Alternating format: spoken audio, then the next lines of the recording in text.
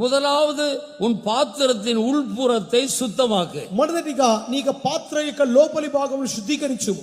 அந்த அடிப்படையில தான் ஆண்டவர் எல்லாவற்றையும் கூட கொடுக்கிறார். దాని ఆధారం చేసుకొని దేవుడు సమస్తమును సమకూర్చిచుచున్నాడు. ஆனால் இன்றைக்கு பரிசுத்தத்தை முக்கியத்துவப்படுத்தாமல், தேவனுக்கு பிரியமாய் ஜீவிக்கிறதை முக்கியத்துவப்படுத்தாமல், நம்முடைய தேவைகளை மட்டும் நாம் கர்த்தரிடத்திலே கேட்டு பெற்றுக்கொள்வோமானால், ఈ దినాలలో దేవునికి ప్రాముఖ్యతనివ్వకుండా, పరిశుద్ధతకు ప్రాముఖ్యతనివ్వకుండా, మన అవసరాలను మాత్రమే వెదుగుచు దేవునిని మనం వెదిగినట్లయితే கிடைக்கும், ஒருவேளை கிடைக்கும், ఒకవేళ దొరుకును.